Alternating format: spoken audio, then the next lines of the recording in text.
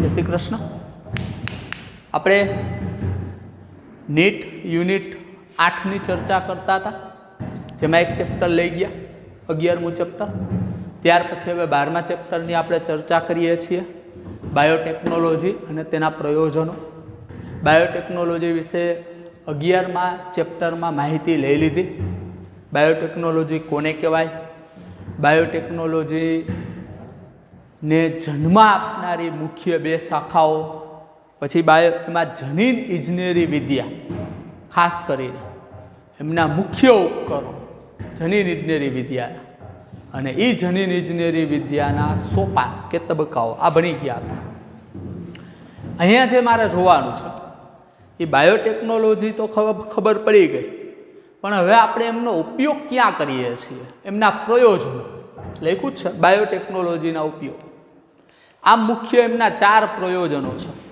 ઔદ્યોગિક ક્ષેત્ર, ખેતીવાડી એટલે કે કૃષિ ક્ષેત્રે, મેડિકલ ક્ષેત્રે. સાંભળો,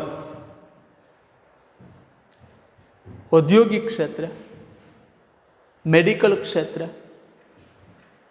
કૃષિ ક્ષેત્રે ખેતીવાડીના ક્ષેત્રે, અને પર્યાવરણના ક્ષેત્રે પર્યાવરણની સુરક્ષા જાળવવાનું એક ક્ષેત્ર પણ ફાળવેલું છે. એ 4 એના મુખ્ય ક્ષેત્ર કે પ્રયોજનો છે, એમ કહો તો હાલ. અને એ 4 પ્રયોજનોમાંથી આપણે ખેતીવાડી, મેડિકલ ક્ષેત્ર, સાંભળજો, ખેતીવાડી, મેડિકલ ક્ષેત્ર, અને એક છે પર્યાવરણની સુરક્ષા માટેનું પ્રયોજન. અહીંયા આપણે 3 ભણવાના છે. હવે અહીંયા બાયોટેકનોલોજીનો હેતુ કયા રીતે સમજવાનો છે, તો કે બાયોટેકનોલોજીની મદદથી જે રૂપાંતરિત એટલે કે જનીનો દ્વારા રૂપાંતરિત એવા પ્રાણીઓ કે જેમના બાયોટેકનોલોજીની મદદથી પ્રાણીઓના જનીનો બદલાવેલા છે, એવા પ્રાણીઓ કે વનસ્પતિ લ્યો, પ્રાણીઓ લ્યો, ફૂગ લ્યો, સાંભળજો, કે એક કોષી સજીવો લ્યો, બેક્ટેરિયા, એમનો ઉપયોગ કરી, આવા સજીવોનો ઉપયોગ કરી બાયોફાર્માસ્યુટિકલ કે અન્ય જૈવિક ઉત્પાદનો મેળવવા એ હેતુ છે. અહીંયા ટૂંકમાં બાયોટેકનોલોજીની શાખાનો ઉપયોગ કરી અને વિવિધ નિપજો મેળવવી.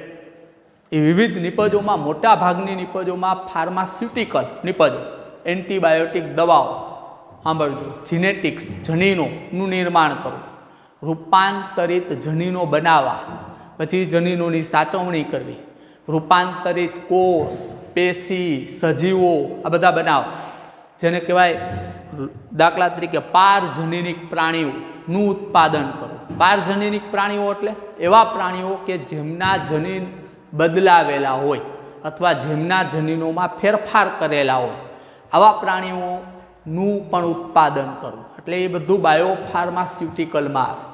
અને જૈવિક પદાર્થો એટલે કે કાર્બોદિત છે, લિપિડ છે, પ્રોટીન છે, ન્યુક્લિક એસિડ છે, આ બધા જૈવિક પદાર્થો છે આપણા શરીરમાં, એમનું નિર્માણ કરવું પણ બાયોટેકનોલોજીનો ઉપયોગ કરીને. માટે પહેલો જ અર્થ તમે લઈ કે ભાઈ બાયોટેકનોલોજીમાં મુખ્યત્વે જનીન રૂપાંતરિત શબ્દ લખ્યો છે, સૂક્ષ્મજીવો, બેક્ટેરિયા, ફૂગ, વનસ્પતિ કે પ્રાણીઓનો ઉપયોગ કરીને બાયોફાર્માસ્યુટિકલ એટલે હવે ખબર પડી ગઈ હોય, આ કોષો, રૂપાંતરિત કોષો કે જનીનો કે અણુઓ, સાંભળજો, અને જૈવિક પદાર્થોનું ઔદ્યોગિક સ્તરે ઉત્પાદન કરવું. જૈવિક પદાર્થો એટલે ઇન્સ્યુલિનનું ઉત્પાદન કરવું, ધ્યાન રાખજો, ઇન્સ્યુલિનનું ઉત્પાદન કરવું એ બાયોટેકનોલોજીનું જ એક કાર્ય છે, પણ મેડિકલ ક્ષેત્રમાં આવે. હવે આ બાયોટેકનોલોજીના ઉપયોગો લખ્યા છે. આમ તો મેં તમને એના ક્ષેત્રો કહી દીધા, પણ અહીંયા એમની વિગતવાર માહિતી આપી છે. પેલું મેડિકલ ક્ષેત્રનું છે, ચિકિત્સા શાસ્ત્ર અને નિદાન. ચિકિત્સા શાસ્ત્રને એમ પણ કહેવાય સ્વાસ્થ્ય સુધારણા અને નિદાન, ધ્યાન રાખજો. બીજું, ખેતીમાં જનીન રૂપાંતરિત પાકોના નિર્માણ. એટલે હવે ખેતીમાં જે આપણે પાક લઈએ છીએ, આપણે સાંભળી જ છીએ બીટી કોટન, તો બીટી કોટન એ એક પાક છે, કપાસની એક જાત છે, પણ એ કપાસની એવી જાત છે કે જેમાં બાયોટેકનોલોજીનો ઉપયોગ કરી અને એમના જનીનને બદલાવી નાખ્યા છે. એટલે હવે એ કપાસની જાતને બોલાય જનીન પરિવર્તિત જાત અથવા જનીન રૂપાંતરિત પાકની જાતિ. હવે જનીન રૂપાંતરિત પાકની જાતિ બાયોટેકનોલોજીની મદદથી શક્ય બની છે, માટે એને બીટી કોટન હોતે કહેવાય. ધ્યાન રાખજો, ખેતીમાં જનીન રૂપાંતરિત પાકોના નિર્માણમાં અહીંયા ધ્યાન રાખજો.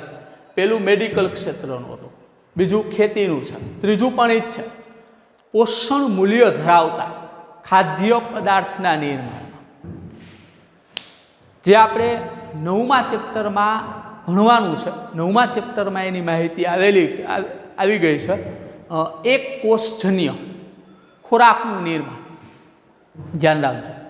તો પોષણ મૂલ્ય ધરાવતા ખાદ્યના નિર્માણમાં ટૂંકમાં એવા ખાદ્ય પદાર્થનું નિર્માણ કરીએ, ઘઉં છે, ચોખા છે, ફ્રૂટ છે, ફળો છે, શાકભાજી છે, કે એમાં પોષણ મૂલ્ય ઊંચું હોય. એટલે પોષણ મૂલ્ય ધરાવતા ખાદ્ય પદાર્થોના નિર્માણ પણ બાયોટેકનોલોજીનો ઉપયોગ થાય. બાયો રેમિડિએશન એટલે મેં ગુજરાતી શબ્દ લખ્યો છે, તમારી ટેક્સ્ટમાં નથી આપ્યો. જે વિઘટનીય પદાર્થોના નિર્માણમાં ટૂંકમાં એવા પદાર્થોનું નિર્માણ કરીએ કે જેમનું વિઘટન થઈ જાય. એવું પ્લાસ્ટિક બનાવીએ કે એ પ્લાસ્ટિકનું સૂક્ષ્મજીવો દ્વારા સરળતાથી વિઘટન થઈ જાય, કે જે જમીનમાં પૈડું ન રહે અને જમીનને નુકસાન ન કરે. ટૂંકમાં એવા પદાર્થોનું ઉત્પાદન કરવું કે જેમનું સૂક્ષ્મજીવો દ્વારા નેચરલી રીતે વિઘટન થઈ જાય, એટલે બાયો રેમિડિએશન. અપશિષ્ટ સુધારણા. હવે અપશિષ્ટ સુધારણાનો અર્થ શું થાય? તો ઇંગ્લિશ શબ્દ લખ્યો છે વેસ્ટ ટ્રીટમેન્ટ. દાખલા તરીકે એવી પદ્ધતિનું નિર્માણ કરવું કે જે અશુદ્ધિ હોય, કે જે નકામો કચરો હોય, એમાં સારવાર કરી, એટલે એમાં ટ્રીટમેન્ટ કરી અને ફરી પાછો એને ઉપયોગમાં લઈ શકાય. એવી જ પ્રક્રિયાઓને પ્રાધાન્ય આપવું. બાયોગેસ પ્લાન્ટ કે જેમાં નિપજ કોણ? તો કે કૃષિ કચરો. એટલે નિપજ કોણ? તો કે છેલ્લે જે દહન થયું હોય, એટલે કે વિઘટન થયું હોય છાણનું કે કૃષિ કચરાનું, અને પછી જે વધારાનો જે કચરો બહાર ઉત્પન્ન થાય એમનો આપણે ખાતર તરીકે ઉપયોગ કરીએ છીએ. તો એને કહેવાય અપશિષ્ટ સુધારણા. એટલે કે વેસ્ટ ટ્રીટમેન્ટ પ્રક્રિયા થઈ. અને ઉર્જા ઉત્પાદનમાં એટલે કે જૈવ ઈંધણમાં વનસ્પતિનો ઉપયોગ કરીને એમાંથી ઈંધણ મેળવીએ, ઉર્જા ઉત્પન્ન કરીએ. ધ્યાન રાખજો. બાયોફ્યુલ પણ આને હોતે બોલાય. ધ્યાન રાખજો. એટલે ઉર્જા ઉત્પાદન. આમ બાયોટેકનોલોજીના આ ક્ષેત્રો છે, અથવા એમ પણ કહ્યો કે આ એમના ઉપયોગો છે. હજી એકવાર જોઈ લેજો. સ્વાસ્થ્ય અથવા ચિકિત્સા શાસ્ત્ર, સ્વાસ્થ્ય સુરક્ષા અને નિદાન, જનીન પરિવર્તિત પાકોના નિર્માણમાં, ઉચ્ચ વધુ પોષણ મૂલ્ય ધરાવતા ખાદ્ય પદાર્થોના નિર્માણમાં, અપશિષ્ટ સુધારણા અને ઉર્જા ઉત્પાદન અને બાયો રેમિડિએશન. હવે બાયોટેકનોલોજીના 3 જટિલ સંશોધન ક્ષેત્રો નીચે પ્રમાણે છે. આ 3 ક્ષેત્રો છે બાયોટેકનોલોજીના જટિલ સંશોધનો છે. એમાંનું આ જે ક્ષેત્ર છે ને, બીજા નંબરનું, એમને આધુનિક બાયોટેકનોલોજીને જન્મ આપ્યો. સૌથી પહેલું શું કરવામાં આવે? બાયોટેકનોલોજીનો તમે ઉપયોગ કરો છો તો એમાં સૌથી પહેલો તબક્કો કયો? તો કે આવા સજીવોનું નિર્માણ કરો, ઉત્પ્રેરક પૂરા પાડવા, શ્રેષ્ઠ ઉત્પ્રેરક પૂરા પાડવા. તો શ્રેષ્ઠ ઉત્પ્રેરક તરીકે સામાન્ય રીતે સજીવો. તો કોણ એમાં? તો કે સામાન્ય એક કોષીય સજીવ, એટલે કે બેક્ટેરિયા. ઈ કોલાઈ નામના બેક્ટેરિયા સાંભળો. અથવા એની જગ્યાએ ઉત્સેચકો, યોગ્ય ઉત્સેચકો, એનું નિર્માણ કરવું. હવે બાયોટેકનોલોજીની મદદથી જે ઉત્સેચકોનું નિર્માણ થયું છે અથવા એવા સજીવોનું નિર્માણ થયું છે, હવે એમને જનીન ઇજનેરી વિદ્યાની મદદથી, એટલે ઉત્પ્રેરકના કાર્ય માટે જનીન ઇજનેરી વિદ્યાની મદદથી ઇષ્ટતમ પરિસ્થિતિનું નિર્માણ કરવું. હવે જે ઉત્પ્રેરકનું નિર્માણ થયું, હવે એ ઉત્પ્રેરકો કોઈ ઇષ્ટતમ પરિસ્થિતિમાં, ચોક્કસ પરિસ્થિતિમાં સારી રીતે કાર્ય કરી શકે એ માટેની પરિસ્થિતિનું નિર્માણ કરવું. એટલે કહેવાય વંધ્ય પરિસ્થિતિ અથવા ઇષ્ટતમ પરિસ્થિતિ, એનું નિર્માણ. હવે એમને પરિણામે શું થાય? તો કે કોઈ ચોક્કસ એ પ્રક્રિયામાંથી આ ઉત્પ્રેરકો પ્રક્રિયા કરશે એટલે ચોક્કસ નિપજ બનશે. હવે એ નિપજનું શુદ્ધિકરણ કરવું, એ નિપજને શુદ્ધિકરણ કરી એટલે કે નિપજમાં એટલે લખ્યું છે બાયોટેકનોલોજીની એક પદ્ધતિ છે અનુપ્રવાહિત સંસાધન, અનુપ્રવાહ સંસાધન ટેકનોલોજી, જે બાયોટેકનોલોજીની જનીન ઇજનેરી વિદ્યાના જેટલા તબક્કાઓ છે એમાં સૌથી છેલ્લો તબક્કો છે કે આમના દ્વારા સાંભળજો પ્રોટીન કે કાર્બનિક સંયોજનોનું શુદ્ધિકરણ કરવામાં આવે, અલગ તારવવામાં આવે. દાખલા તરીકે મારે ઇન્સ્યુલિન ઉત્પાદન કરવું છે તો ઇન્સ્યુલિનની સાથે બીજા ઘણા પદાર્થોનું પણ સંશ્લેષણ થતું હોય, પણ આ પદ્ધતિની મદદથી એ ઇન્સ્યુલિનનું શુદ્ધિકરણ કરી શકાય, એમને અલગ કરી શકાય અને ત્યાર પછી એમનો ઉપયોગ કરી શકાય. આ એમના 3 ક્ષેત્રો છે, જટિલ સંશોધનો છે. બાયોટેકનોલોજીનો જો તમારે ઉપયોગ કરવો છે તો આ 3 પ્રક્રિયામાંથી પસાર થવું પડે. પહેલાં કોઈ ચોક્કસ અથવા વિશિષ્ટ ઉત્પ્રેરકનું નિર્માણ કરવું. કોઈ ઉત્પ્રેરક તરીકે મેં તમને કહી દીધું, ઉત્સેચકો બનાવો, કોઈ વિશિષ્ટ ઉત્સેચકનું નિર્માણ કરવું, કોઈ વિશિષ્ટ સૂક્ષ્મજીવોનું નિર્માણ કરવું. હવે એ ઉત્સેચકો કે સૂક્ષ્મજીવો કાર્ય કરી શકે એવી વંધ્ય પરિસ્થિતિનું નિર્માણ કરવું કે એમાં આ જ પરિસ્થિતિએ સૌથી સારામાં સારી રીતે કાર્ય કરી શકે અને ત્યારબાદ એમની કાર્યપ્રણાલીના અંતે જે પદાર્થ જોઈ, જે પદાર્થનું નિર્માણ થયું હોય એમનું શુદ્ધિકરણ કરવું અથવા એમનું અલગીકરણ કરવું. પહેલાં અલગીકરણ કરીને પછી એમનું શુદ્ધિકરણ કરવાનું. આખો સાર થઈ ગયો આ પાઠમાં જે ભણવું છે નહીં. આ પાઠમાં મારે ઇન્સ્યુલિનનું નિર્માણ કરવું છે તો મારે આ 3 સ્ટેપમાંથી તો પસાર થવું જ પડશે. મારે કોઈ દાખલા તરીકે ઉચ્ચ પોષણ મૂલ્ય ધરાવતા ખાદ્ય પદાર્થનું નિર્માણ કરવું છે તો મારે આ 3 સેશનમાંથી તો એ બાયોટેકનોલોજીના 3 ક્ષેત્રોમાંથી તો પસાર થવું જ પડશે. જટિલ સંશોધન ક્ષેત્રો છે, આ 3માંથી તો પસાર થવું જ પડશે. આમાંથી આ જેટલા ઘટકો મારે બનાવવા છે ને એમાં મારે આનો ઉપયોગ થાય. કોને બાયોટેકનોલોજી કહેવાય એ ખબર પડી ગઈ. બાયોટેકનોલોજીમાં ઉત્પ્રેરકોનું નિર્માણ કરી અને ત્યાર પછી એ જ ઉત્પ્રેરકો દ્વારા બાયોફાર્માસ્યુટિકલ કે અન્ય જૈવિક પદાર્થોનું ઔદ્યોગિક સ્તરે ઉત્પાદન કરવામાં આવે. જો એવું થાય તો એને એમ કહેવાય એના પ્રયોજનો. ધ્યાન રાખજો. હવે 3 પ્રયોજનો આપણે આ પાઠમાં ભણવાના છે. એમાંનું પહેલું પ્રયોજન છે ખેતીવાડીના ક્ષેત્રે બાયોટેકનોલોજીનું પ્રયોજન અથવા કૃષિ ક્ષેત્રે બાયોટેકનોલોજીનો ઉપયોગ અથવા એમનું પ્રયોજન. હવે એમાંનું પહેલું પ્રયોજન આવ્યું, આ તમારી સામે જ છે અત્યારે. આમાં પહેલો ટોપિક આપણે અત્યારે આ લઈએ છીએ. ધ્યાન રાખજો. ખેતીવાડીમાં બાયોટેકનોલોજીનો પ્રયોજન. સામાન્ય રીતે જ્યારથી ખેતીની શરૂઆત થઈ એટલે કે ઈસવીસન 10,000 વર્ષ પૂર્વે ખેતીની શરૂઆત થઈ ત્યારે જે ખેતી હતી ને એ ઓર્ગેનિક હતી.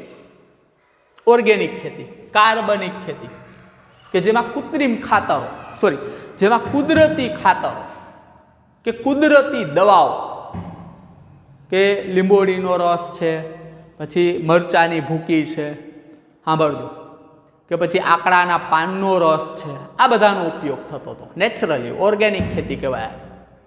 પછી કાર્બનિક એગ્રોકેમિકલ આધારિત ખેતી આવી. એગ્રોકેમિકલ આધારિત ખેતી એટલે તો કે એમાં રાસાયણિક ખાતરો અને જંતુનાશક નો ઉપયોગ થાય. ધ્યાન રાખજો આયા. અને લાસ્ટ જનીન ઇજનેરી પાકો આધારિત ખેતી.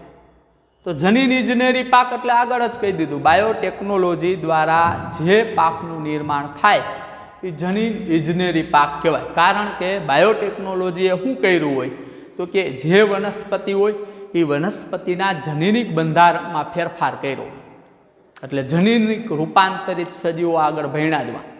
જનીનિક રૂપાંતરિત સૂક્ષ્મજીવો, વનસ્પતિ કે પ્રાણી નો ઉપયોગ કરીને જે કાંઈ ઉત્પાદન કેળવવામાં આવે એ જ બાયોટેકનોલોજી. તો આ ત્રીજું થયું. તો શા માટે હવે આ 3 અન્ન ઉત્પાદન વધારવા માટેના આ 3 વિકલ્પો છે. પહેલો વિકલ્પ આ, પછીનો વિકલ્પ આવ્યો અને પછીનો વિકલ્પ હાલનો વિકલ્પ આ છે, જનીન ઇજનેરી પાકો આધારિત ખેતી. લખ્યું છે એના આધારે મેં પ્રશ્ન લખ્યો છે. આ 3 વિકલ્પ છે. અન્ન ઉત્પાદન વધારવું હોય ને તો આ 3 વિકલ્પ છે. કાં તમે એગ્રોકેમિકલ આધારિત ખેતીવાડીનો ઉપયોગ કરો, કાં તમે નેચરલી ખેતી કાર્બનિક ખેતીનો ઉપયોગ કરો, અને કાં તમે જનીન ઇજનેરી પાકો આધારિત ખેતીનો ઉપયોગ કરો. પણ આધુનિક સમયમાં, હાલના સમયમાં શા માટે જનીન પરિવર્તિત પાકનો ઉપયોગ એકમાત્ર શક્ય ઉકેલ છે? તો હવે હું સમજાવું છું. અહીં લખ્યું નથી, આ કારણ સ્વરૂપે તમને પૂછાય. 2 માર્ગમાં કારણ સ્વરૂપે તમને પૂછાય કે ભાઈ સમજાવો કે હાલના સમયમાં જનીન પરિવર્તિત પાકોનો ઉપયોગ જ એકમાત્ર શક્ય ઉકેલ છે. તો સામાન્ય રીતે હરિયાળી ક્રાંતિ ક્યારે આવી? તો કે ઔદ્યોગિક ક્રાંતિ થઈને પછી હરિયાળી ક્રાંતિની શરૂઆત થઈ. કારણ કે ઔદ્યોગિક ક્રાંતિના પરિણામે શું થયું? તો કે માનવ ઔદ્યોગિક ક્રાંતિની સાથે જ વસ્તીમાં પણ વધારો થયો. હવે એના પછી હરિયાળી ક્રાંતિ આવી, ઔદ્યોગિક ક્રાંતિ પછી. એટલે હરિયાળી ક્રાંતિના પરિણામે શું થયું? તો કે પાકના ઉત્પાદનમાં વધારો થયો. પણ એ ઉત્પાદન સાંભળજો, જે ઔદ્યોગિક ક્રાંતિના પરિણામે જે વસ્તી વધારો થયો હતો, એ વસ્તી વધારાને પૂરું પાડવા માટે અશક્ય હતું, શક્ય નહોતું. સાદી ભાષામાં એમ કહેવાય કે હરિયાળી ક્રાંતિથી ઉત્પાદન વધ્યું, પણ એ વધતું ઉત્પાદન જે વધતી જતી વસ્તી હતી એના માટે અપૂરતું હતું. વધતું જતું ઉત્પાદન, વધતું જતું જે ઉત્પાદન છે એ પાક સંવર્ધન એટલે કે વનસ્પતિઓના સંવર્ધનને પરિણામે જ શક્ય નથી. સંકરણ કરીને વનસ્પતિઓમાં સંકરણ કરી ત્યારે એ સમયમાં, અને નેચરલી સંકરણ કરી કાં આંતરજાતીય હોય, કાં બહિર્જાતીય હોય, કે અંતઃસંકરણ. એ સંકરણના 3 પ્રકાર છે. એમનો ઉપયોગ કરી અને ઉચ્ચ ઉત્પાદન મેળવવામાં આવતું હતું ત્યારે એ સમયમાં. પણ એ ઉત્પાદન વધતી જતી વસ્તી માટે અપૂરતું હતું. તો વધુ ઉત્પાદન કઈ રીતે થઈ ગયા? તો કે એક તો વ્યવસ્થાપન, કુશળ વ્યવસ્થાપન, અને રાસાયણિક ખાતરો કે જંતુનાશકોનો રાસાયણિક ખેતીનો ઉપયોગ કરીને વધુ ઉત્પાદન મેળવી શકાય. જેને આપણે ત્યાર પછી કહીએ એગ્રોકેમિકલ આધારિત ખેતી. કુશળ વ્યવસ્થાપન અને એગ્રોકેમિકલ આધારિત ખેતીનો ઉપયોગ કરી અને વધતી જતી વસ્તીને અન્ન પૂરું પાડવા માટે આ ખેતીનો ઉપયોગ કરવામાં આવ્યો. પણ એગ્રોકેમિકલ આધારિત ખેતી વિકાસશીલ દેશોના ખેડૂતો માટે અશક્ય હતી. કારણ કે જંતુનાશક દવાઓ કે રાસાયણિક ખાતરો ખર્ચાળ, તો બધા ખેડૂતો માટે આ શક્ય નથી. હાલના સમયમાં પ્લસ બીજું, હાલના સમયમાં જે વનસ્પતિ, જે જાતિઓ છે એ જાતિઓમાં સાંભળજો, સંવર્ધન કરવું પણ મુશ્કેલ છે. માટે જ જનીન ઇજનેરી પાકો આધારિત ખેતી જ એકમાત્ર અત્યારે વિકલ્પ છે. જૂના વિકલ્પ કયો છે તમે? તો કે વનસ્પતિ જાતોમાં સંવર્ધન કરીને ઉત્પાદન મેળવવું, પણ એ સંવર્ધન હાલમાં અશક્ય છે. કારણ કે સતત અંતઃસંકરણને પરિણામે હાનિકારક જનીનોની માત્રા સંતતિમાં વધે અને એ સંતતિની ફળદ્રુપતા ઘટે. ક્યારેક સંકરણ મોટે ભાગે નિષ્ફળ પણ જતા હોય, તો એ મુશ્કેલ છે એ પ્રક્રિયા થોડી. પ્લસ કાર્બનિક ખેતીનો ઉપયોગ કરવાથી ઘણીવાર કાર્બનિક ખેતીનો ઉપયોગ કરવાથી ઉત્પાદન ઘટે. કારણ કે હાલના સમયમાં પાકને નુકસાન કરતા હોય એવા ઉપદ્રવી જીવોની માત્રા વધારે છે કે જે પાકને ફરજિયાત નુકસાન કરે, તો જેથી ઉત્પાદન ઘટવાનું છે. માટે હાલનો બેસ્ટ એકમાત્ર ઉપાય છે કે ભાઈ જનીન પરિવર્તિત પાકનો ઉપયોગ કરી અને વધુમાં વધુ ઉત્પાદન મેળવી શકાય. ધ્યાન રાખજો. માટે અહીંયા બોલી ગયો આખું કારણ, શા માટે જનીન પરિવર્તિત પાકનો જ ઉપયોગ હાલના સમયમાં એકમાત્ર વિકલ્પ છે. તો બોલી ગયો હું તમને કે ભાઈ ખાસ ધ્યાન રાખજો. એક, સામાન્ય રીતે હાલની પાકની જે સંવર્ધન, હાલની જે જાતિઓ છે એમાં સંવર્ધન કરવું મુશ્કેલ છે. અને પ્લસ સાંભળજો, કાર્બનિક ખેતીના ઉપયોગ અથવા કાર્બનિક ખેતીને પરિણામે શું થાય? તો કે વધુ પડતા ઉપદ્રવી જીવો જે કાર્બનિક ખેતીમાં પાક ઉત્પાદનને ઘટાડે. તો આ બધાનો એકમાત્ર વિકલ્પ છે. ત્યાર પછી એગ્રોકેમિકલ હતું એક ઈ, તો પછી બીજો આ હતું કે ભાઈ આ ઉપયોગ કરવાથી તો કે રાસાયણિક ખાતરો કે જંતુનાશકો એ બધા ખેડૂતો માટે યોગ્ય નથી, ખર્ચાળું, ખાસ કરીને વિકાસશીલ દેશો. ભારત હજી વિકાસશીલ દેશમાં આવે, પાકિસ્તાન વિકાસશીલ દેશોમાં આવે, તો આવા વિકાસશીલ દેશોમાં બધા ખેડૂતોને ખાતર પોસાય નહીં. તો આ બે વિકલ્પ નીકળી ગયા. તો હવે એકમાત્ર ત્રીજો વિકલ્પ રહ્યો કે ભાઈ જનીન ઇજનેરી પાકો આધારિત ખેતી. તો હવે આપણે એ કહીએ કે જનીન ઇજનેરી આધારિત જનીન ઇજનેરી પાક આધારિત ખેતી, તો જનીન ઇજનેરી આધારિત જે પાક છે એને બોલાય જનીન પરિવર્તિત સજીવ, GMO, જેનેટિકલી મોડિફાઈડ ઓર્ગેનિઝમ. આમાં જે વનસ્પતિનો ઉપયોગ કરવામાં આવશે એ વનસ્પતિના જનીનો કૃત્રિમ રીતે બદલાવેલા, ફેરફારિત કર્યા હોય. માટે આવા જનીનોને સાંભળજો, genetically ફેરફારિત, modified, બદલાવેલા, genetically modified organism, GMO, જનીન પરિવર્તિત પાક, જનીન પરિવર્તિત વનસ્પતિ, જનીન પરિવર્તિત પ્રાણીઓ, જનીન પરિવર્તિત સૂક્ષ્મજીવો, જનીન પરિવર્તિત ફૂગ. આનો ઉપયોગ આધુનિક એટલે કે જનીન ઇજનેરી પાક આધારિત ખેતીમાં આ સજીવોનો ઉપયોગ થાય. આ સજીવો દ્વારા જે પાક મળે એમને બોલાય GM ફૂડ. GM ફૂડ એટલે કે જેનેટિકલી મોડિફાઈડ ફૂડ. ધ્યાન રાખજો. દાખલા તરીકે અગાઉના ચોખા હતા અને હાલના ચોખા છે. તો અગાઉના ચોખા એટલે ધાન્ય, ધાન્યમાં મોટે ભાગે કાર્બોદિત હોય, થોડા અમથા પ્રમાણમાં પ્રોટીન કે લિપિડ, પણ વિટામિન કે ક્ષાર ન હોય. તો હાલમાં એટલે કે જનીન પરિવર્તિત આધારિત ખેતીનો ઉપયોગ કરી અને જે ચોખા અત્યારે મળે છે તો હવે એમાં વિટામિન એનું મૂલ્ય હોય, તમને એ જોવા મળે. આને પરિણામે શક્ય બન્યું કારણ કે એમાં વિટામિન એનું નિર્માણ થઈ શકે એવા જનીનો દાખલ કર્યા હોય કૃત્રિમ રીતે, એ ચોખાની જાતમાં જ. તો હવે ચોખાની જાતમાંથી જે ચોખાનું નિર્માણ થશે તો સ્વાભાવિક છે કે એમાં વિટામિનનું મૂલ્ય પણ સારા પ્રમાણમાં હશે. આ જનીન તો કહી દીધું. જનીન પરિવર્તિત સજીવો કોને કહેવાય? તો કે વનસ્પતિ, પ્રાણીઓ, સૂક્ષ્મજીવ કે જેમના જનીનો કૃત્રિમ રીતે રૂપાંતરિત કરેલા હોય એવા સજીવોને જનીન પરિવર્તિત સજીવો કહેવાય. એમના દ્વારા મળતું ફૂડ કે એમના દ્વારા મળતો જે પાક છે એને બોલાય GM પાક અથવા GM ફૂડ. ધ્યાન રાખજો.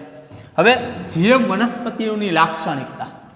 GM વનસ્પતિની લાક્ષણિકતા એટલે તો કે એવી વનસ્પતિઓ કે જેમના જનીન કૃત્રિમ રીતે બદલાવેલા હોય, પરિવર્તિત કરેલા હોય, એવી વનસ્પતિઓને GM વનસ્પતિ કહેવાય.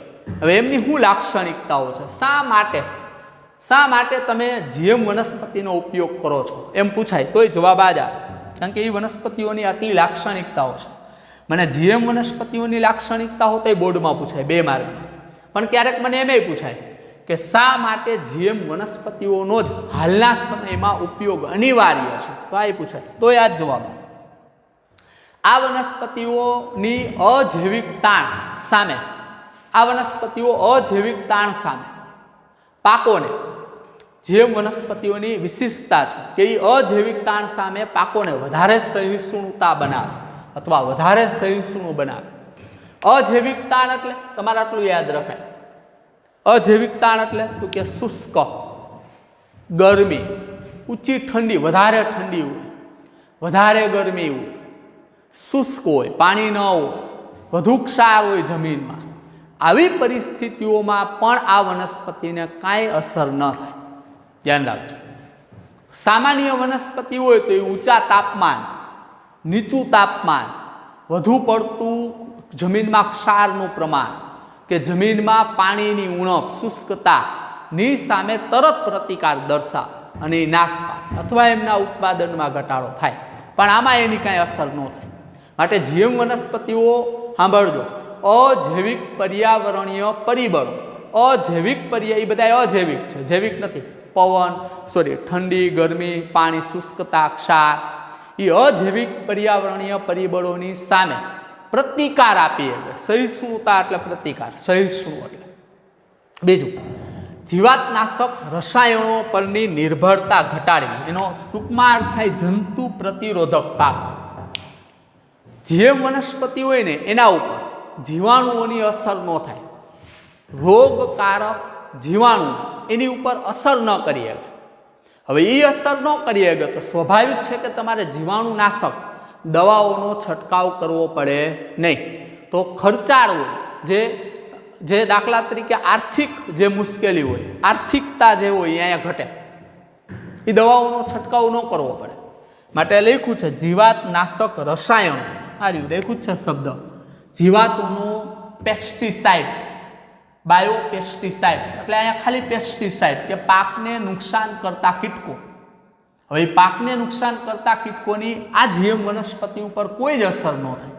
માટે આ પાકને નુકસાન કરતા કીટકો દૂર કરવા માટે તમારે પેસ્ટિસાઇડ એટલે કે રાસાયણિક અથવા જંતુનાશક દવાઓનો ઉપયોગ ન કરવો પડે. ત્રીજું, લણણી પછી થતા પાકના નુકસાનને ઘટાડવામાં મદદ કરે. ઘણીવાર શું થાય કે લણણીનો સમય આવે ને એ દરમિયાન લણણી પછી શબ્દ લખ્યો છે, લણણી પછી થતા નુકસાનને ઘટાડવામાં મદદ કરવી. લણણી થઈ જાય એટલે પાક ઉતારો થઈ જાય, પછી ઉતારા પછી એ જે પાક હોય ને એનો શુષ્કતાનો સમય લાંબો સમય રહે કે જેથી પાકને નુકસાન ન થાય. એ પાકનો સારી રીતે લાંબા સમય સુધી તમે સંગ્રહ કરી શકો અને પાછું જરૂર હોય ત્યારે તમે એનો ઉપયોગ કરી શકો. એટલે એ જે નુકસાન છે એ અટકી જાય. લણણી પછી થતા નુકસાનને ઘટાડવામાં મદદ કરે. શબ્દ યાદ રાખવાનો, લણણી પછી થતા નુકસાન, ધ્યાન રાખજો. દાખલા તરીકે ઘણીવાર લણણી થઈ ગયું અને લણણી થયા પછી પર્યાવરણીય પરિબળોમાં કોઈ ફેરફાર થાય, વરસાદ પડે એ જ ધાન્ય ઉપર કે એ જ કોઈ ફળ કે શાકભાજી પર, પણ એમના ઉપર એમની કોઈ ખાસ અસર ન થાય. એટલે લણણી પછી પણ એ પાક એવો ને એવો જ રહે, ધ્યાન રાખજો. એટલે લણણી પછી થતા પાકના નુકસાનને ઘટાડવામાં મદદ કરવી. તમે એને લાંબો સમય સુધી એ પાક કે ધાન્યને સંગ્રહ કરી શકો, સાચવી રાખી શકો, એવો ગુણધર્મ એનામાં હોય. ત્રીજું, વનસ્પતિઓ દ્વારા ખનિજોના ઉપયોગની કાર્યક્ષમતા વધારવી. એટલે આ એવી વનસ્પતિઓ છે કે એ જમીનમાંથી ઝડપથી ક્ષારનું શોષણ કરે. માટે જમીનમાં વધુ પડતો ક્ષારનો ભરાવો થાય નહીં. વધારે ભરાવો ન થયો જમીનમાં ક્ષારનો તો એ જમીનની ફળદ્રુપતા શું રહેશે? જળવાઈ રહેશે. આપને ખબર છે કે જેમ જમીનમાં ક્ષારની માત્રા વધશે તો એ જમીનની ફળદ્રુપતા ઘટશે. ક્ષારવાળી ભૂમિમાં પાક ન લઈ શકે. માટે જમીનમાં ક્ષારની માત્રા ન રહે એ માટે આવી વનસ્પતિઓ જમીનમાંથી ઝડપથી ક્ષારનું શોષણ કરી અને એ ક્ષારનું ઉપયોગિતા વધારી દે. ત્રીજું, ખોરાકનું પોષણકીય મૂલ્ય વધારે. આ એવી વનસ્પતિ હોય કે જેમાંથી જે તમને નિપજ મળશે એનું પોષણ મૂલ્ય વધારે. ઉત્પાદન તો વધશે જ, ઉત્પાદન એટલે જથ્થો તો વધે જ, પણ એ ખોરાક તમે આહારમાં લ્યો ને તો એનું પોષણ મૂલ્ય સારું. ફોર એક્ઝામ્પલ, જનીન ઇજનેરી વિદ્યા અથવા બાયોટેકનોલોજીની મદદથી જ વિટામિન એનું વધુ પ્રમાણ ધરાવતા સોનેરી ચોખાનું નિર્માણ કરવામાં આવ્યું. સોનેરી ચોખા એવા છે કે જેમાં વિટામિન એની ઊંચી માત્રા જોવા મળે. માટે આ ધાન્યનો ખોરાક તરીકે ઉપયોગ કરવાથી વિટામિન એની ત્રુટિ જતી, ધ્યાન રાખજો. આનો મિનિંગ આવો થાય. પણ એક સર્વે કરેલું છે કે ભાઈ જેમ ફૂડ હોય ને એનો નેચરલી સ્વાદ જે નેચરલ વનસ્પતિ હોય એમના કરતાં આમનો થોડોક સ્વાદ ન હોય, સ્વાદ ઓછો થઈ ગયો પણ પોષણ મૂલ્ય ઊંચું હોય, એ ફાઇનલ. દાખલા તરીકે આપણે બજારમાંથી ઘણી બધી વસ્તુઓ અત્યારે હાલમાં ઘણા બધા શાકભાજી કે ફળફળાદીઓ આપણે ખરીદીએ છીએ, પણ એમાંથી અમુક વસ્તુ એવી હોય કે એમના બહુ કાંઈ સ્વાદ ન હોય પણ એમનું પોષણ મૂલ્ય ઊંચું હોય એટલે એ બજારમાં વેચાતી હોય અને એમનો ખોરાક તરીકે આપણે ઉપયોગ કરતા હોય. દાખલા તરીકે અમુક મરચાં આવે, બીટી ટમેટા આવે અને દેશી ટમેટા આવે. તો દેશી ટમેટાનો સ્વાદ એટલે એમ થાય કે હવે ઓલી ટમેટાની ડીશ કરી હોય તો એમ થાય કે હવે ચાલુ જ રાખીએ હજી. પણ જો બીટી ટમેટા હોય તો એમાં બહુ ટેસ્ટ ન હોય, એ થોડીક વાર પછી મૂકી દેવું પડે, બસ હવે નહીં, હવે રહેવા દેજો ભાઈ, લઈ જાય, આના જેવું થાય. પણ પોષણ મૂલ્ય ઊંચું હોય. દેશી ટમેટા કરતાં બીટી ટમેટામાં પોષણ મૂલ્ય ઊંચું હશે, એનું ઉત્પાદન વધારે હશે, ઢગલા મોઢે ટમેટા આવે. દેશી ટમેટાના છોડ હોય ને એમાંથી મોટા ભાગના ટમેટા ચાઠાવાળા હોય, ડાઘ પડેલા હોય, અને જે આપણે જતા દે ઈયળો અંદર થઈ ગયો હોય, જતા કરવા પડે. જ્યારે બીટી ટમેટા હોય ને એમાં તમને એવું જોવા જ નહીં મળે, એક પણ ડાઘ જોવા નહીં મળે. શું કામ? તો કે એ ટમેટા જંતુ પ્રતિરોધક, એ ટમેટાનો છોડ છે ને એ જંતુ પ્રતિરોધક છે, પ્લસ એ ટમેટા એ છોડ એનો અજૈવિક તાણીની સામે પ્રતિકારકતા વધારે આવે માટે એને બહુ અસર નહીં થાય. પ્લસ ટમેટા ઉતારી લીધા તમે એટલે લણણી થઈ ગઈ, ઉતારી લીધા પછી પણ એ ટમેટાને 4-5 દિવસ સુધી કાંઈ ન થાય, એવા ને એવા જ રહેશે તાજા. જ્યારે દેશી ટમેટા હોય ને એ આમ કરમાઈ જાય, એમાંથી પાણી નીકળી જાય, શુષ્ક થઈ જાય, હાવ કરમાઈ જાય, પોચા પડી જાય. આમાં કાંઈ નહીં થાય, લણણી પછી નુકસાન નહીં થાય બહુ. અને પોષણક મૂલ્ય મેં તમને સમજાવ્યું. આ ઉપરાંત સાંભળો, આ બધા ઉપયોગો તો છે જીએમ વનસ્પતિના, કે જનીન પરિવર્તિત પાકના.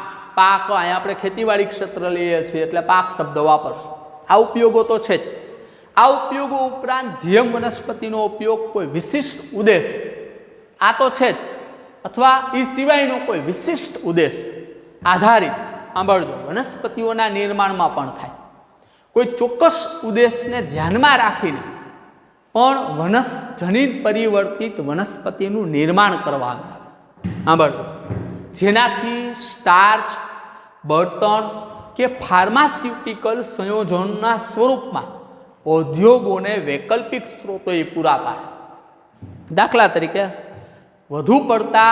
તરીકે કાંજી અથવા સ્ટાર્ચ, તો વધુ પડતા સ્ટાર્ચનું ઉત્પાદન થઈ શકે એવી વનસ્પતિઓ અથવા એવો જનીન પરિવર્તિત પાકનું નિર્માણ કરવું, અને એ સ્ટાર્ચનો ઔદ્યોગિક ઉત્પાદનમાં મોટા ભાગે ઉપયોગ થતો હોય.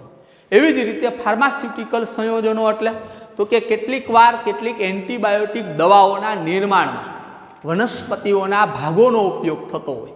તો આવા ભાગોનું મોટા પાયે ઉત્પાદન થાય, અથવા આવા ભાગોનું નિર્માણ કરતી વનસ્પતિઓ આ બધી શરતોનું પાલન કરે. સહિષ્ણુતા, જંતુ પ્રતિરોધક, દાખલા તરીકે બીટી કોટન વિચારી લ્યો ને, તો બીટી કોટન એટલે કપાસ. તો કપાસનો રેસાઓનો ઉપયોગ કાપડના નિર્માણમાં થાય, દોરા દોરી આ બધું બને. તો હવે ઔદ્યોગિક ઉત્પાદન થયું કાપડ, દાખલા તરીકે રેસા.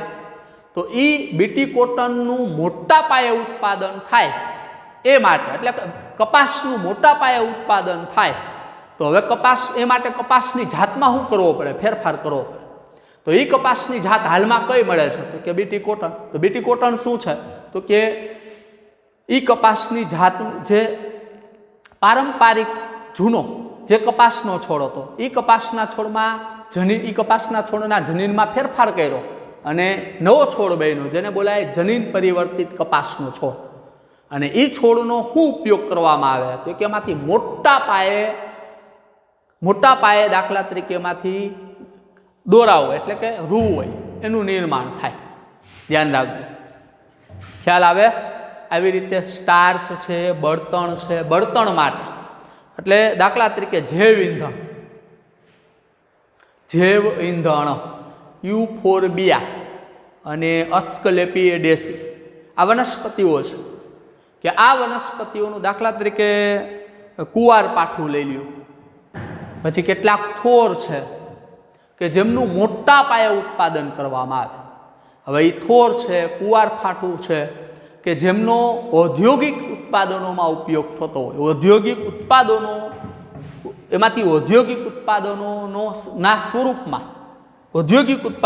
સ્વરૂપમાં એ ઉદ્યોગોને વૈકલ્પિક સ્ત્રોતો પૂરા પાડતા હોય. એટલે ઉદ્યોગો સાથે એ સંકળાયેલા હોય એ છોડ, અને એ છોડમાંથી કેટલાક વૈકલ્પિક સ્ત્રોતો જે ઉદ્યોગો માટે અનિવાર્ય હોય, જરૂરી હોય. તો આ સમયે એ છોડોમાં પણ શું કરવામાં આવે? રૂપાંતર કરવામાં આવે અને એમાંથી મોટા પાયે ઉત્પાદન થાય અને એ છોડને નુકસાન ન થાય. તો હવે આગળ ભણશું એને ધ્યાનમાં રાખીને જનીન પરિવર્તિત પાકનું કઈ રીતે નિર્માણ કરવામાં આવે, અને ત્યાર પછી એવા બે એક્ઝામ્પલ લેશું. એક એક્ઝામ્પલ લેશું બીટી કોટન, બીટી કપાસ, અને એક બીજું એક્ઝામ્પલ આપેલું છે સૂત્રકૃમિવાળું. એટલે બે મુદ્દા છે, આને ધ્યાનમાં રાખીને અહીંયા લગીને પહેલાં અત્યારે જોઈ લીધું, હજી આગળ વધીએ. હવે કૃષિ ક્ષેત્રે જે બાયોટેકનોલોજીનું પ્રદાન જોતા હતા એમાં આપણે એવો ટોપિક લાસ્ટ કીધો હતો કે ભાઈ જીએમ એટલે કે જનીન પરિવર્તિત વનસ્પતિ. તો એ જનીન પરિવર્તિત વનસ્પતિ આપણે જે લઈએ છીએ ને હવે એની ચર્ચા કરીએ છીએ. લખ્યું જ છે ને, જનીન પરિવર્તિત એવી વનસ્પતિઓ કે જે જંતુની સામે પ્રતિકારકતા મેળવે. એટલે આવી વનસ્પતિઓમાં જંતુનાશક અથવા પેસ્ટિસાઇડ્સનો ઉપયોગ ઓછો કરવો પડે, કારણ કે આ વનસ્પતિઓ કીટકોની સામે શું મેળવે તો કે પ્રતિકારકતા મેળવતી નેચરલી રીતે. આ માટે શું કર્યું હોય તો કે જીવાત પ્રતિકારક વનસ્પતિઓ જે જંતુનાશકોના ઉપયોગના પ્રમાણને ઘટાડે. રહે બેસિલસ થુરેન્જીએન્સિસ બેક્ટેરિયા છે. આ બેક્ટેરિયાના જનીનો કેટલાક વિષકારી પ્રોટીનનું સંશ્લેષણ કરે. આ વિષકારી પ્રોટીન કેટલાક કીટકોનો નાશ કરે. માટે શું કર્યું વૈજ્ઞાનિકોએ કે બેસિલસ થુરેન્જીએન્સિસ બેક્ટેરિયાનું જે જનીન છે એ જનીનનો વિશિષ્ટ બેક્ટેરિયા એટલે કે ઈ કોલાઈ નામના બેક્ટેરિયામાં એમનો પ્રવેશ કરાવી અને ત્યારબાદ ઈ કોલાઈ નામના બેક્ટેરિયામાં એ જનીનની નકલોનું નિર્માણ કર્યું અસંખ્ય. ત્યાર પછી એ જનીનનો વાહકો દ્વારા બીટી જનીનનો વાહકો દ્વારા વનસ્પતિમાં પ્રવેશ કરાયો અને આ વનસ્પતિને હવે બોલાય પારજનીનિક વનસ્પતિ અથવા કહો જંતુ પ્રતિકારક વનસ્પતિ.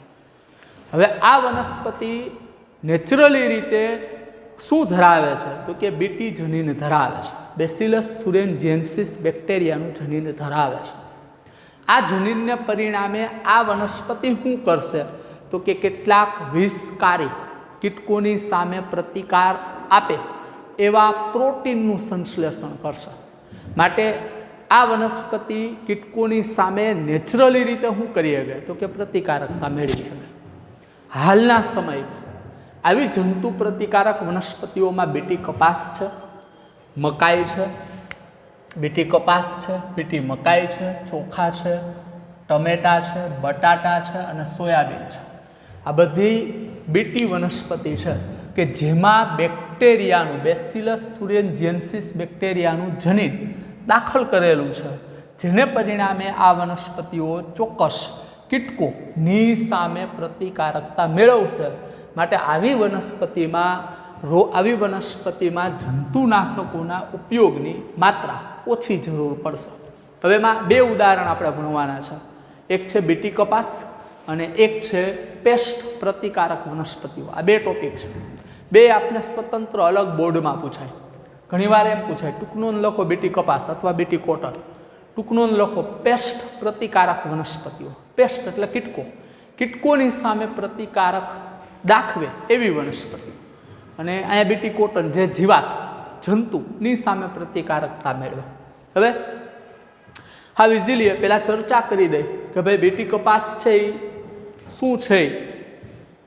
તો કે બીટી કપાસ છે ને એ બેસિલસ થુરેન્જીએન્સિસ એટલે બીટી શબ્દ લખ્યો છે. બેસિલસ થુરેન્જીએન્સિસ બેક્ટેરિયા કીટ પ્રતિકારક જનીન ધરાવે છે એટલે એનું નામ આપ્યું બીટી કોટન અથવા બીટી કપાસ. પ્રથમ બીટી વનસ્પતિ બીટી કપાસ છે, ધ્યાન રાખજો. આ પ્રથમ છે, પછી આ બધી છે સાઈડ. બેસિલસ થુરેન્જીએન્સિસની કેટલીક જાતો એટલે એની ઘણી બધી જાતો છે.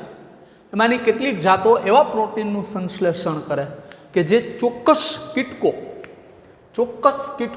જેવા કે લેપિડોપ્ટેરા આપ્યું છે, તમાકુની કલિકાના કીટકો, તમાકુની જે કલિકા હોય એ કલિકા ઉપર આક્રમણ કરતા હોય એવા કીટકો, સૈનિક કીટકો એનો નાશ કરે, એમના ડીંભને મારી નાખે.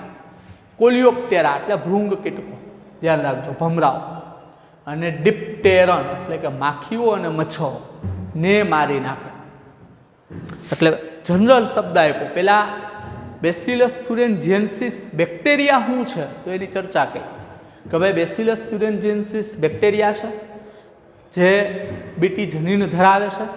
એ જનીન દ્વારા કેટલાક વિશિષ્ટ પ્રકારના વિષકારી પ્રોટીનનું સંશ્લેષણ થાય, આ પ્રોટીન ચોક્કસ પ્રકારના કીટકો ઉપર આક્રમણ કરે તો એ કીટકોની માહિતી આવી. હવે પ્રોટીનનું નિર્માણ, તો નિર્માણ થાય છે ક્યાં? તો કે પહેલાં ખરેખર જો જનરલ જો તો બેસિલસ thuringiensis બેક્ટેરિયામાં, પણ જો મેં એ જનીન વનસ્પતિમાં દાખલ કર્યું હોય તો વનસ્પતિમાં. હવે આપણે ચર્ચા કરીએ છીએ કે ભાઈ બેક્ટેરિયા છે ને, બેસિલસ thuringiensis બેક્ટેરિયા, આ બેક્ટેરિયા પોતાના જીવનકાળના એક નિશ્ચિત તબક્કે વિશિષ્ટ પ્રકારના સ્ફટિકમય પ્રોટીનનું સંશ્લેષણ કરે. આ સ્ફટિકમય પ્રોટીનમાં પ્રોટોક્સિન સ્વરૂપે, નિષ્ક્રિય સ્વરૂપે, એટલે કે નિષ્ક્રિય સ્વરૂપે પ્રોટોક્સિન એનું નામ છે, જે નિષ્ક્રિય સ્વરૂપ છે, આ સ્વરૂપે એમાં પ્રોટીનના અણુઓ આવેલા હોય. ધ્યાન રાખજો. હવે આ પ્રોટીન નિષ્ક્રિય સ્વરૂપે હોય. જ્યારે કીટકો ના ડીમ એમનો ખોરાક તરીકે ઉપયોગ કરે અથવા એમના શરીરમાં જાય ત્યારે ચોક્કસ પીએચ એટલે કે આલ્કલાઇન, ધ્યાન રાખજો, આલ્કલાઇન માધ્યમમાં, અમ્લીય અથવા અલ્કલીય એટલે બેઝિક આલ્કલાઇન માધ્યમમાં આ પ્રોટોક્સિન સક્રિય સ્વરૂપમાં ફેરવાય. અને આ પ્રોટોક્સિન જે સક્રિય સ્વરૂપમાં ફેરવાનું હોય એ કીટકોના મધ્યાંતરની દિવાલમાં રહેલા અધિચ્છદીય પેશીના કોષો સાથે દ્રાવ્ય થાય અને એમાં છિદ્રો પાડે અધિચ્છદીય પેશીના કોષોમાં, જેને પરિણામે આ છિદ્રોમાં પાણી ભરાતા કોષો ફૂલે અને ફાટી જાય અને કીટકો નાશ પામે. આ રીતે એની અસર થાય. માટે પ્રોટીનનું નિર્માણ, તો કે પ્રોટીનનું નિર્માણ બેસિલસ thuringiensis બેક્ટેરિયાના જીવનકાળના નિશ્ચિત તબક્કે થાય.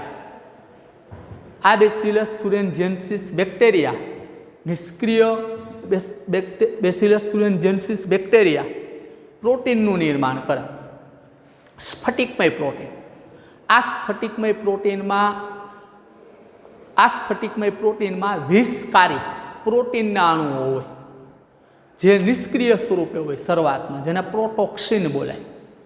આ પ્રોટોક્સિન જ્યારે કીટકો દ્વારા ખોરાક તરીકે એમના શરીરમાં જાય ત્યારે ચોક્કસ પીએચ ના માધ્યમમાં એ દ્રાવ્ય થાય એટલે કે સક્રિય થાય અને કીટકના મધ્યાંતરના અધિચ્છદીય પેશીના કોષો સાથે જોડાય, જેને પરિણામે મધ્યાંતરના અધિચ્છદીય પેશીના કોષોમાં છિદ્રો પડે. છિદ્રોમાં પાણી ભરાતા કોષો ફૂલે અને ફાટી જાય. માટે કીટકના ડીમ પણ નાશ પામે. માટે નેચરલી રીતે આવી વનસ્પતિઓ કીટકોની સામે પ્રતિકારકતા મેળવે. હવે સેમ પોઝિશન અહીંયા લઈ લો કે એ જનીન તમે કેમાં દાખલ કરેલું છે? તો કે આ છોડમાં. હવે આ છોડનો જ્યારે આ છોડમાંથી કીટકો જ્યારે એમના પાન, પ્રકાંડ કે પર્ણનો રસનો ખોરાક તરીકે ઉપયોગ કરે, એટલે કે એમાંથી રસ ચૂસે, ત્યારે એમના એ રસમાં શું હોય? તો કે વિષકારી પ્રોટીન હોય જ, જે નિષ્ક્રિય સ્વરૂપે જ હશે, પ્રોટોક્સિન. હવે એ વિષકારી પ્રોટીન ક્યાં ગયું? તો કે કીટકોના ડીંભમાં ગયું. જ્યાં શું થયું? તો કે એ સક્રિય થયું ચોક્કસ પીએચ ને પરિણામે, અને કીટકોના મધ્યાંતરના અધિચ્છદીય પેશીના કોષોમાં દ્રાવ્ય થઈ અને કીટકોના મધ્યાંતરના અધિચ્છદીય પેશીના કોષોમાં છિદ્રો પાડી અને કોષોને શું કરી દીધા? કોષો ફૂલી ગયા પાણીનો ભરાવો થતા અને કીટક નાશ પામ્યો. સેમ હશે. આપણે અહીંયા બેક્ટેરિયામાં જોઈએ, અહીંયા હવે છોડમાં જોઈએ. હવે સામાન્ય રીતે જનીનની જે પસંદગી હોય એ બે બાબત ઉપર હોય. એક વનસ્પતિ પાક,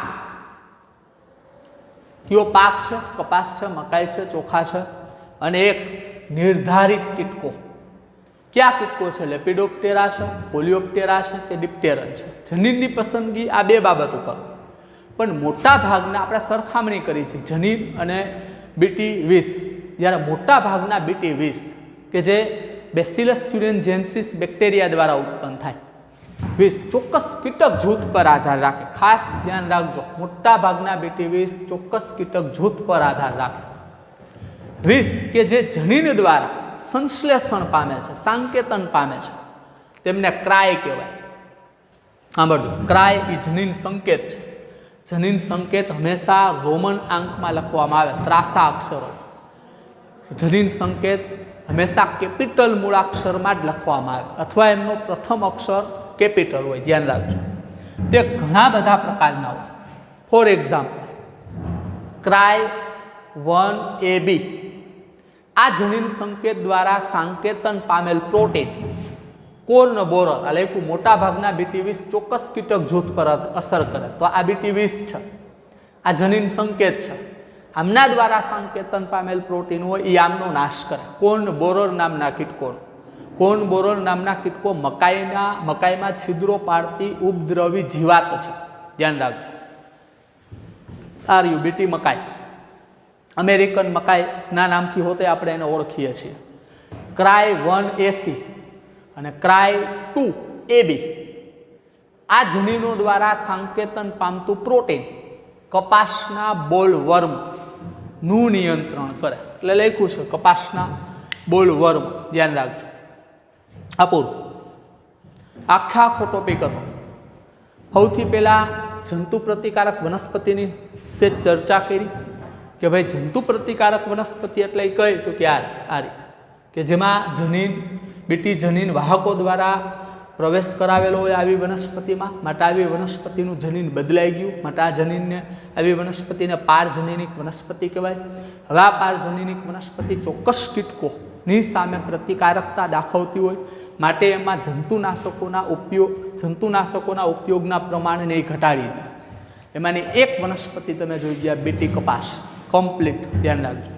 હવે બીજો એક પોઈન્ટ છે જે થોડોક સમજવો મહત્વનો છે, ધ્યાન રાખજો. હવે બીજો એક ટોપિક લઈએ છીએ આપણે એમાં. હવે એ ટોપિક શું કહેવા માંગે છે, આ થોડોક મહત્વનો છે. એની આકૃતિ પણ આપણે અહીંયા દોરેલી છે.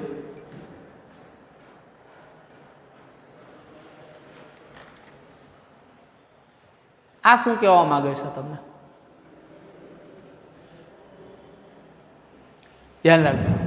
બીજો છે પેસ્ટ પ્રતિકારક વનસ્પતિ. પેસ્ટ એટલે કીટકો, કેટલાક કીટકોની સામે પ્રતિકારકતા મેળવે એવી વનસ્પતિ. એમાં ખાસ તમને ઉદાહરણ આપ્યું છે કે કેટલાક સૂત્રકૃમિઓ માનવ સહિત ઘણા પ્રાણીઓ કે વનસ્પતિઓ પર પરોપજીવી હોય. એટલે સૂત્રકૃમિઓ માનવ કે પ્રાણીઓ કે અન્ય વનસ્પતિઓમાં પરોપજીવી હોય, એટલે એમનું જીવન ચક્ર હોય એ એમના પર આધારિત, કા માનવ કા અન્ય પ્રાણી કે વનસ્પતિ પર પરોપજીવી. એમાંનું એક ઉદાહરણ છે સૂત્રકૃમિ મેલાઇડેગાઇન ઇનકોગ્નેસિયા, ધ્યાન રાખજો. મેલાઇડેગાઇન ઇનકોગ્નેસિયા જે તમાકુના છોડ પર ચેપ લગાડે, એના મૂળ પર ખાસ કરીને, અને એમના ઉત્પાદનને ખૂબ જ મોટા જથ્થામાં ઘટાડી દે. આ સંક્રમણને અટકાવવા માટે એક નવીન યોજનાનો ઉપયોગ કરવામાં આવ્યો, અને જેમને RNA અંતક્ષેપ અથવા RNA ઇન્ટરફેરન્સ RNAi ના નામથી ઓળખવામાં આવે. એટલે સૂત્રકૃમિ મેલાઇડેગાઇન ઇનકોગ્નેસિયા તમાકુના છોડ ઉપર ચેપ લગાડે એમના મૂળ પર, જેને પરિણામે તમાકુનું ઉત્પાદન ખૂબ જ ઘટી જાય. આવું ન થાય એ માટે સાંભળજો, આવું ન થાય એ માટે એક ચોક્કસ પદ્ધતિનો ઉપયોગ કરવામાં આવ્યો. આ પદ્ધતિને બોલાય RNA ઇન્ટરફેરન્સ, સાંભળજો, અથવા RNAi. RNA અંતક્ષેપ, RNAનો અંતક્ષેપ થાય, RNA કોષની અંદર જાય અને અહીંયા આ પ્રક્રિયા થશે. તો એ સમજશે આપણે. હવે એ RNA અંતક્ષેપ કઈ રીતે કામ કરે, તો એ આખો પોઈન્ટ છે. આ RNA અંતક્ષેપ મોટા ભાગના સુકોષ કેન્દ્રીય કોષો, એટલે અમારા જ શરીરના કોષ, તો એને સુકોષ કેન્દ્રીય કોષો કહેવાય. એ સુકોષ કેન્દ્રીય કોષોની રક્ષા કરતી એક પદ્ધતિ છે, સુરક્ષા માટેની એક પદ્ધતિ છે. સુકોષ કેન્દ્રીય કોષોની સુરક્ષા માટેની એક પદ્ધતિ છે કે જેમાં શું થાય તો કે આ પદ્ધતિમાં એક વિશિષ્ટ mRNA પૂરક dsRNA સાથે જોડાયા બાદ શું થાય તો કે વિશિષ્ટ mRNAનું ભાષાંતરણ ન થાય. એટલે આમના દ્વારા જે પ્રોટીનનું સંશ્લેષણ થવું જોઈએ એ અટકી જાય, જેને પરિણામે શું થાય તો કે mRNA નાશ પામે. એ નાશ એટલા માટે નાશ પામે, આ dsRNA આની હારે જોડાય એટલે આ નાશ પામે, જેમને પરિણામે mRNAનું સંશ્લેષણ અટકી જાય અને પ્રોટીનનું સંશ્લેષણ ન થાય. તો પ્રશ્ન થાય કે આ ક્યાંથી આવ્યું પૂરક ડીએનએસ? તો કે પૂરક ડીએનએસ ડીએસ એટલે ડબલ સ્ટ્રેટ આરએનએ, આરએનએની બે શૃંખલા. નો સ્ત્રોત આરએનએ જનીન સંકુલ એટલે આરએનએ જનીન સંકુલ ધરાવતા વાયરસ, રિટ્રોવાયરસ, કે એમાં મુખ્ય જનીન દ્રવ્ય કોણ છે? આરએનએ. અથવા ચલાયમાન જનીનિક તત્વો કે પરિવર્તકો, અથવા ઇંગ્લિશ શબ્દ છે મોબાઇલ જીનેટિક એલિમેન્ટ્સ અથવા ટ્રાન્સપોશન્સ. આ શું કહેવાય? તો કે એવા જનીન, સાંભળો, ફોર એક્ઝામ્પલ રિટ્રોવાયરસનું જનીન. હવે એ જનીનનો કેટલોક ભાગ એવો કે એ અન્ય જનીનો સાથે એક કોષમાંથી બીજા કોષમાં જાય ત્યારે અન્ય એટલે કે યજમાન કોષના જીનો મારે જોડાય અને અહીંયા શું કરે? તો કે અહીંયા એમનું એ છે પોતે જનીન એટલે એ આરએનએ છે, અત્યારે આરએનએનો ભાગ છે. હવે અહીંયા એમનું શું થાય? એ જનીન એની આરે જોડાઈ ગયું, સોરી. હવે અહીંયા શું થાય? તો કે પ્રત્યાંકન થાય એટલે આરએનએ બને.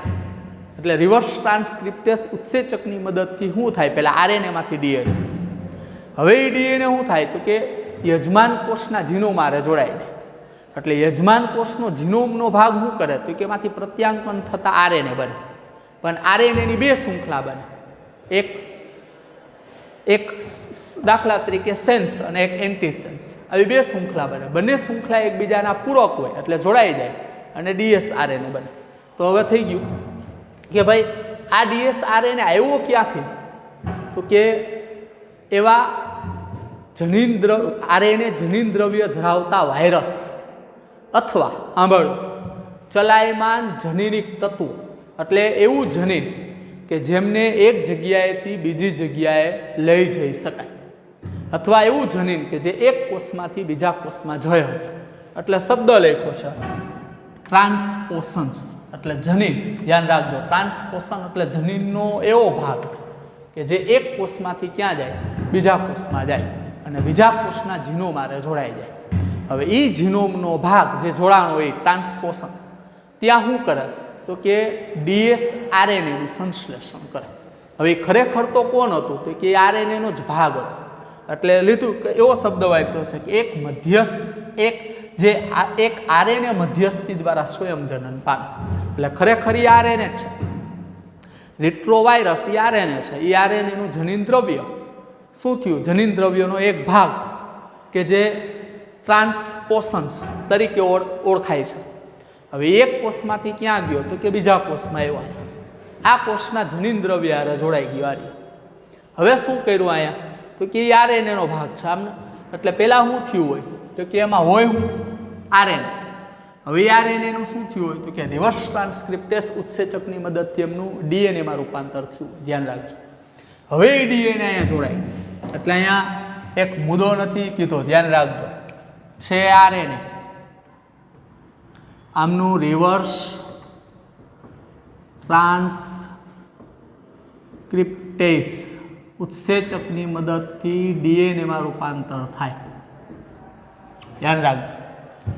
આ એક શૃંખલા હતી, હવે ડબલ શૃંખલા થઈ ગઈ. હવે આ ડબલ શૃંખલા અહીંયા જોડાઈ ગઈ આ જગ્યાએ. આ યજમાન કોષનું ડીએનએ છે.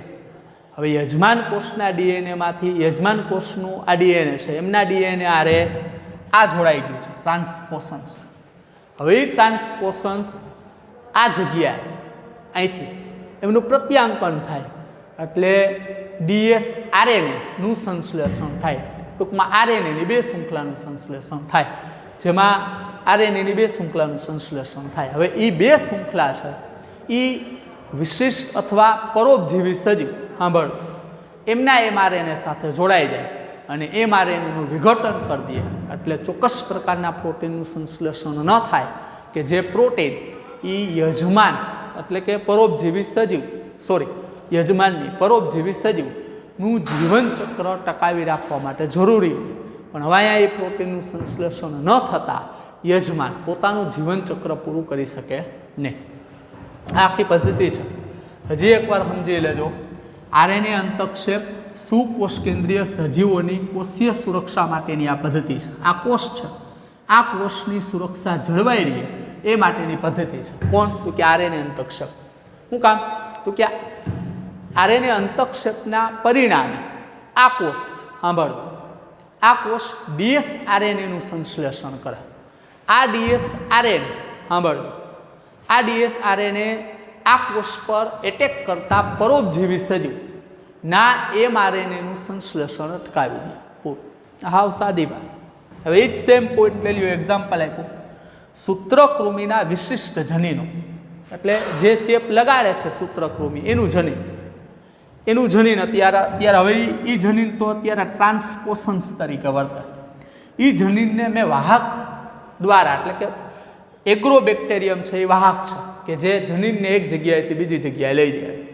તો એ સૂત્રકૃમિના જનીનને મેં આ બેક્ટેરિયા દ્વારા યજમાન વનસ્પતિમાં દાખલ કરી દીધું. આ યજમાન કોષ છે, આ તમાકુના છોડનો કોષ છે, આ એગ્રોબેક્ટેરિયમ વાહક છે. એગ્રોબેક્ટેરિયમ વાહકની મદદથી મેં શું કર્યું તો કે સૂત્રકૃમિનું જનીન અંદર દાખલ કર્યું. તો એ જે જનીન છે એ ટ્રાન્સપોશન્સ તરીકે વર્તે. આ જનીન યજમાન કોષના કોષ કેન્દ્રમાં રહેલા જીનેનિક દ્રવ્ય હારે જોડાઈ જાય, જેને પરિણામે અહીંયા શું થયું તો કે જેવું જોડાણું એટલે હવે એ જનીને યજમાન કોષમાં ડીએસઆરએનએનું નિર્માણ કર્યું, જે લાંબા અણુ. ત્યાર પછી ઉત્સેચકની મદદથી એમનું વિઘટન થઈ જાય, અને વિઘટન થાય એમાંથી કોઈ એક ટુકડો આવ્યો, એટલે એ વિઘટિત ટુકડો, નાનો ટુકડો, જેમાંથી બે આરએનએનું સર્જન થયું. બે છે, એમાંથી એક એન્ટીસેન્સ હોય ને એક સેન્સ હોય. એન્ટીસેન્સ હોય જે આરએનએ, જે અર્થપૂર્ણ હોય. સાંભળો, અર્થપૂર્ણ, આ પ્રતિ અર્થપૂર્ણ અને આ અર્થપૂર્ણ છે. તો પ્રતિ અર્થપૂર્ણ હોય એ નાશ પામે, વિઘટન પામે. અર્થપૂર્ણ છે આરએનએ. હવે એ આરએનએ સાથે ચોક્કસ ઉત્સેચક જોડાય છે. ચોક્કસ ઉત્સેચક જેવો જોડાય એટલે હવે સૂત્રકૃમિના એમઆરએનએ સાથે જોડાય છે. હવે જ્યારે સૂત્રકૃમિ આ કોષમાંથી પોષક દ્રવ્ય લે ત્યારે આ સેન્સ જે ચોક્કસ ઉત્સેચક આરે જોડાઈ ગઈ છે એ એમના શરીરમાં જાય, એમના કોષમાં જાય. ત્યાં એમના આરએનએ એટલે કે સૂત્રકૃમિના એમઆરએનએ આરે જોડાય છે, જેમને પરિણામે સૂત્રકૃમિનું એમઆરએનએ વિઘટિત થઈ જાય. પ્રોટીન સંશ્લેષણ થાય નહીં. આ પ્રોટીન સંશ્લેષણ ન થતાં સૂત્રકૃમિ પોતાનું જીવન ચક્ર પૂરું ન કરી શકે. ચક્ર પૂરું ન કરી શકે આ કોષમાં, આ કોષની અંદર. માટે સૂત્રકૃમિઓ એની મેળે મૃત્યુ પામે. માટે આવી વનસ્પતિઓ સૂત્રકૃમિની સામે એની મેળે પ્રતિકાર દર્શાવે. માટે લખ્યું છે પેસ્ટ પ્રતિકારક વનસ્પતિ. ધ્યાન રાખજો. થોડોક બહારનો ટોપિક છે, બધી સમજૂતી અહીંયા આપેલી નથી. આગળ જીનેટિક્સમાં પણ આની માહિતી નથી આવી. આરએનએ અંતક્ષેપ એમને ખબર પડી જાય. અંતક્ષેપ એટલે પરોપજીવી સજીવ જ્યારે મૂળમાંથી પોષક દ્રવ્યો લે ત્યારે આરએનએ સેન્સ એમના કોષની અંદર જાય, એમના શરીરમાં જાય, અને એ આરએનએ સાંભળજો, સેન્સ આરએનએની શૃંખલા, એ આરએનએ એ સૂત્રકૃમિના એમઆરએનએ સાથે જોડાય કે જે પ્રોટીનનું સંશ્લેષણ કરતું હોય, પણ હવે એ ન કરી શકે. જેથી પ્રોટીન જરૂરી હોય સૂત્રકૃમિને જે પોતાનું જીવનચક્ર ટકાવી રાખવા માટે, એ ન બનતા એ એની મેળે નાશ પામે. અહીંયા હું ગયું તો કે બીટી કપાસમાં હું તમે જોયું તો કે કેટલાક પ્રોટીન, ઝેરી પ્રોટીન શરીરની અંદર ગયા કીટકોના. અહીંયા હું ગયું તો કે આરએનએ અંદર ગયું, એટલે અહીંયા એમઆરએનએનું વિઘટન થઈ ગયું. અહીંયા ઝેરી દ્રવ્યો શરીરમાં ક્યાં અસર થઈ તો કે એમના મધ્યાંતરમાં રહેલા અધિચ્છદીય પેશીના કોષો નાશ પામ્યા. બેયની સેમ અસર છે, બેયની હરખી રીત છે, પણ કાર્યપ્રણાલી બેયની જુદી જુદી છે. ધ્યાન રાખજો. અને આરએનએ અંતક્ષેપ કહેવાય, અને પેલું બીટી કપાસ એટલે કે વિષ દ્રવ્યનું દાખલ થવું, અને અહીંયા આરએનએનું દાખલ થવું માટે શબ્દ લખ્યો છે આરએનએ અંતક્ષેપ. હવે આ આરએનએ જે ઉત્પન્ન કરી શકતા હોય ને એ કોષ છે. મેં એ કોષમાં આરએનએ કઈ રીતે દાખલ કર્યું તો કે રિટ્રોવાયરસ અથવા એવા જનીનિક દ્રવ્ય, એવા વાયરસ કે જનીન દ્રવ્ય આરએનએ, અથવા એવા જનીનો સાંભળો એલિમેન્ટ્સ અથવા ટ્રાન્સપોશન્સ કે જે એક કોષમાંથી બીજા કોષમાં જઈ શકે.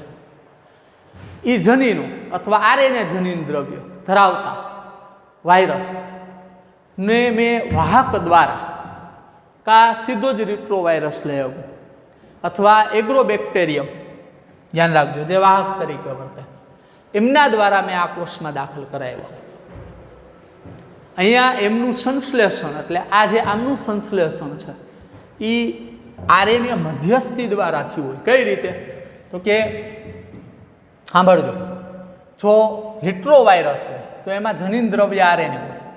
અહીંયા રિવર્સ ટ્રાન્સક્રિપ્ટેસ ઉત્સેચકની મદદથી ડીએનએમાં ફેરવાય અને એ ડીએનએ આની હારે જોડાય. પછી એ ડીએનએનું પ્રત્યાંકન થાય એ ભાગનું, એટલે એમાંથી ડીએસઆરએનએ બને. એટલે પ્રત્યાંકન થતાં ડીએનએની બંને શૃંખલામાંથી આરએનએ બને. એ બે આરએનએ એકબીજાના પૂરક હોય એટલે એ જોડાઈ જાય અને ડીએસઆરએનએનું સંશ્લેષણ થાય. હવે જો જનીન લ્યો, ડાયરેક્ટ ડીએનએ લ્યો તો એ આની જરૂર નથી, આરએનએ મધ્યસ્થીની. તો એ ડીએનએ હોય તો એ ડીએનએ ડાયરેક્ટ શું થયું, આ કોષમાં ગયું અને આમના જનીન હારે જોડાઈ ગયું, તો આ ડાયરેક્ટ ડીએનએ થઈ ગયું. પણ જો વાયરસ હોય તો આ પ્રક્રિયા કરવી પડે, ધ્યાન રાખજો. તો આ સંજોગોમાં અહીંયા આરએનએ એ જનીન આરએનએ એક મધ્યસ્થી દ્વારા સંયોજન પામે, એટલે આરએનએની મધ્યસ્થી દ્વારા એ ડીએનએનું સંશ્લેષણ થયું. પૂરું. આ પોઈન્ટ છે આખા કોષની આરે. પછી એ જ કોષ આરે સંબંધિત આખો ચાર્ટ છે, ઉદાહરણ ધ્યાન રાખજો. ક્લિયર? આમ બાયોટેકનોલોજીના ક્ષેત્રોમાં એક પૂરું થઈ ગયું, કૃષિ ક્ષેત્રે બાયોટેકનોલોજીનું પ્રયોજન. નેક્સ્ટ મેડિકલ ક્ષેત્રે બાયોટેકનોલોજીનું પ્રયોજન. એ નેક્સ્ટ એના પછીના પોઈન્ટમાં જોશું.